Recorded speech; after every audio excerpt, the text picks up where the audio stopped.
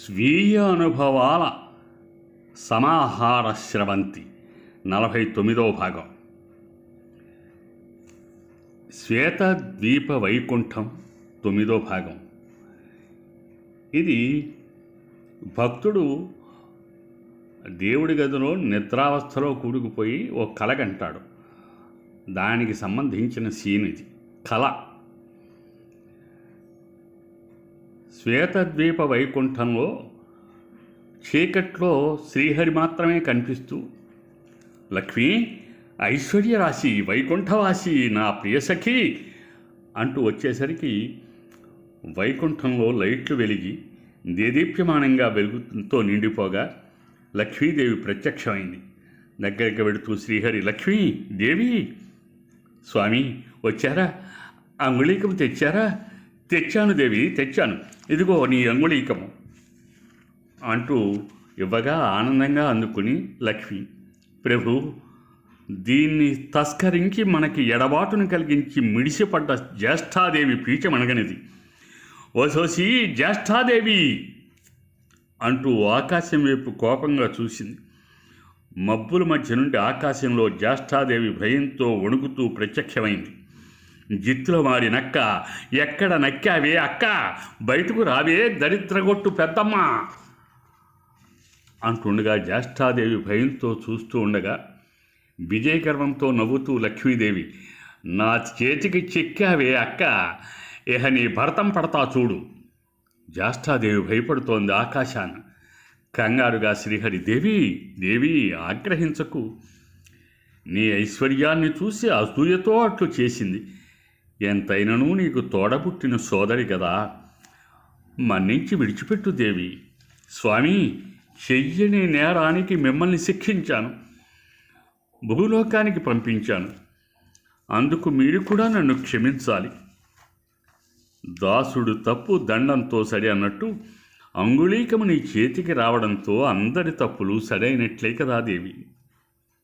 లక్ష్మీదేవి ప్రసన్నవదనురాలై, సరే ప్రభు, అక్క జ్యేష్ఠాదేవి, నిన్ను మన్నించాను, పోయి ఇకపై బుద్ధిగా బ్రతుకు. జ్యేష్ఠాదేవి రిలీఫ్గా ఫీల్ అయి ఆకాశంలో అంతర్ధానమైంది. లక్ష్మీదేవి, స్వామి, దేవి, మీ భక్తుడు బహుయోగ్యుడు, ఎంతో పట్టుదలతో ఉంగరాన్ని విడిపించి నాకు విజయాన్ని చేకూర్చాడు. ఆ అమాయక మానవుణ్ణి అనుగ్రహించాలనుంది స్వామి. ఆహా, నా భక్తుడికి లక్ష్మీ కటాక్షం లభించిందన్నమాట. అవును స్వామి, వెంటనే మీ భక్తుడిని పిలవండి. ఇక్కడికా? మీ భక్తుడికి వైకుంఠ దర్శన భాగ్యాన్ని అనుగ్రహిస్తున్నాను స్వామి. శ్రీహరి, ఆహా, భక్త, నీవు ధన్యుడివిరా అంటూ అభయముద్రతో కన్నులు మూసుకోగా క్షణంలో భక్తుడు వైకుంఠంలో వాలాడు. భక్తుడు సంభ్రమాశ్చర్యాలతో చుట్టూ చూస్తూ, ఏమిటిది? నాకేమైంది? నేను ఎక్కడున్నాను? శ్రీహరి, శ్వేతద్వీప వైకుంఠంలో ఉన్నావు భక్త. భయంగా భక్తుడు, నేను చచ్చిపోయానా స్వామి?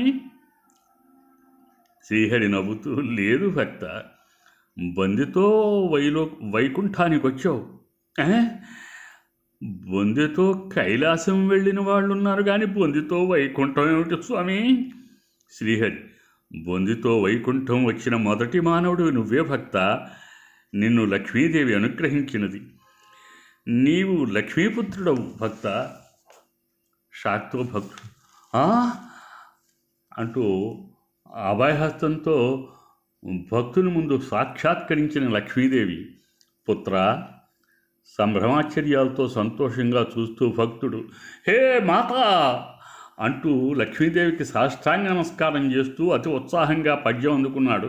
లక్ష్మీం క్షీర సముద్రరాజతనయాం శ్రీరంగధామేశ్వరీం దాశీభూత సమస్త దేవవనితాం లోకైక దీపాంకురాం శ్రీమన్మందకటాక్షలబ్ధ విభవద్బ్రహ్మేంద్ర గంగాధరాం త్వాం త్రైలోక్య కుటుంబినీం సరసిజాం వందే ముకుంద ప్రియం అంటూ చేతులు జోడించి నమస్కరిస్తూ భక్తుడు, ధన్యుడను మాతా, ధన్యుడను. లక్ష్మీ శ్రీహరి అభయహస్తంతో ఆశీర్వదిస్తూ, ఒకరినొకరు సంతోషంగా చూసుకున్నారు. భక్తిగా నమస్కరిస్తూ కళ్ళు మూసుకున్న భక్తుల్ని చూస్తూ ప్రసన్నవదనంతో లక్ష్మీదేవి, కుమారా, నీ భక్తికి మెచ్చితిని. ఏం కావాలో కోరుకో నాయనా. సంతోషంగా భక్తుడు, అమ్మా, నా పెళ్ళాం ఒట్టి అమాయకురాలు. నన్ను కట్టుకుని అది అట్టే సుఖపడలేదు. దాన్ని కూడా ఇక్కడికి తీసుకొస్తే ఈ వైకుంఠాన్ని చూసి తరిస్తుంది. దానికి ఆ భాగ్యాన్ని ప్రసాదించు తల్లి. లక్ష్మీదేవి సంతోషంగా, స్వామి, నీ మానవునికి భార్య పట్ల ఎంత అనురాగమో చూశారా? శ్రీహరి, దేవి, స్త్రీలను గౌరవించుట పురుషుల ప్రథమ కర్తవ్యం. ఆ కర్తవ్యాన్ని నా భక్తుడు నిర్వర్తిస్తున్నాడు. అతడి కోరికను మన్నించవలసిందే. శ్రీలక్ష్మి, అటుల్నే స్వామి అంటూ కళ్ళు మూసుకుంది. మరుక్షణంలో భక్తుని పక్కన కాముడు ప్రత్యక్షమైంది. షాక్తో, ఆనందంతో కాముడు, ఏమండి? ఆనందంగా భక్తుడు, కాముడు, చూడవే, చూడు, వైకుంఠవాసులైన సాక్షాత్ లక్ష్మీనారాయణుని చూసి తరించు, వాళ్ళకి నమస్కరించు. కాముడు భక్తితో దైవాలకు నమస్కారం చేసింది. వాళ్ళు అభయహస్తంతో చిరునవ్వుతో ఆశీర్వదించారు. ఆనందంగా భక్తుడు, కాముడు, నీ పుణ్యం పండిందే, చూడు, ఈ వైకుంఠ వైభవాన్ని చూడవే అంటూ చెయ్యి పట్టుకుని నలువైపులా తెప్పగా అపరిమిత ఆనందంతో కాముడు, అమ్మో అమ్మో, ఎంత బాగుందో, ఎంత భవనమో, భవనం ఏమిటా పిండకుడు, బస్తీ, ఎంత పెద్ద బస్తీనో. భక్తుడు, బస్తీ కాదు, భవనము కాదు, వైకుంఠమే, వైకుంఠం. కాముడు, వైకుంఠాన్ని వర్ణించడం ఎవరి తరం అండి? ఏమండి, మనమాట దీన్ని తాకట్టు పెడితే ఎన్ని లక్షలు ఇస్తారంటారు? ఓ శ్రీమోహం మండ, నీ తాకట్లు గోలమండిపోను, నోరు మూసుకోవే వెర్రిపినుగా. లక్ష్మీనారాయణులు చిరునవ్వుతో, లక్ష్మీ, కుమారా, భక్తుడు కాముడు పరుగున లక్ష్మీదేవి ముందుకు వచ్చారు. భక్తుడు, మాతా. లక్ష్మీదేవి, కుమారా, నీ భార్యకు వైకుంఠ దర్శనం అయినది కదా, నీకేమి కావాలో కోరుకో నాయనా. భక్తుడు, మాత, మానవుణ్ణి కదా, పైగా ఇల్లాలి ఆకలి తీర్చవలసిన బాధ్యత గలవాడను కదా, కనుక ఓ 1/2 కిలో బియ్యం ప్రసాదించు తల్లి. కాముడు, మీ తెలివి తక్కువతనం మండిపోను, 1/2 కిలో బియ్యం ఉంటే చాలా, ఒట్టి బియ్యం బొక్కుతారా? అమ్మా, అత్తమ్మా, మా ఆయన ఒట్టి తెలివి తక్కువ మేళం, ఆయనకి ఏం తెలీదు. అన్నంలోకి ఏదో ఆదరం లేకపోతే ఎలా తినగలం తల్లి? అంచేత ఓ చిన్న జాడితో ఆవకాయ కూడా ఇచ్చమ్మా, వీలైతే వెల్లుల్లి ఆవకాయ, ఎప్పుడో మా పుట్టింట్లో తిన్నాను. లక్ష్మి శ్రీహరి వైపు చిరునవ్వుతో చూసి, లక్ష్మి, స్వామి, నీ మానవులు ఎంత అమాయకులో కదా. శ్రీహరి, అవును దేవి, కోరిన వెంటనే అష్టైశ్వర్యాల్ని ప్రసాదించగల లక్ష్మీదేవి ప్రత్యక్షమైతే కేవలం 1 పూటకి సరిపోయే పచ్చటి మెతుకులు కోరుకున్నారు. లక్ష్మి, వీళ్ళ నిస్వార్థపరత్వం నాకు నచ్చింది స్వామి అంటూ కళ్ళు మూసుకుంది. భక్తుడి చేతిలో ముఖమల్గుడ్డలో చుట్టిన 1/2 కిలో బియ్యం, కాముడి చేతిలో ముఖమల్గుడ్డతో చుట్టిన చిన్న జాడి ప్రత్యక్షమయ్యాయి. అవి తీసి చూసుకుని వాళ్ళిద్దరూ ఆనందిస్తుండగా లక్ష్మీదేవి, భక్తులారా, ఈ 1/2 కిలో బియ్యం ఆవకాయ సామాన్యమైనవి కాదు. జన్మ జన్మలకి మానవ కోటి ఆకలి బాధల్ని తీర్చగల సామర్థ్యం వీటికుంది. భక్తుడు, ఆహా, మహాప్రసాదం మాతా, మహాప్రసాదం అన్నారు. లక్ష్మీదేవి, కుమారా, నీ నిస్వార్థము, స్త్రీ పట్ల నీకు గల ఔదార్యము నన్ను ముగ్ధురాల్ని చేశాయి. అందుకే అడక్కపోయినా నీకు అష్టైశ్వర్యాల్ని ప్రసాదిస్తున్నాను.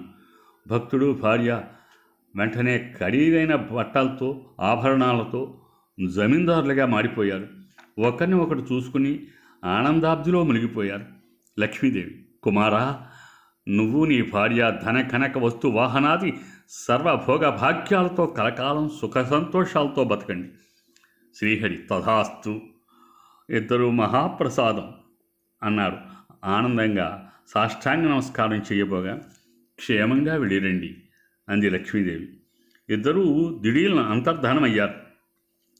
శ్రీహరి లక్ష్మి వైపు సంతోషంగా చూడగా లక్ష్మి మెల్లగా ఆనందంగా శ్రీహరి వైపు చూస్తోంది. సశేషం. మిగతాది రేపు చెబుతా. నమస్తే.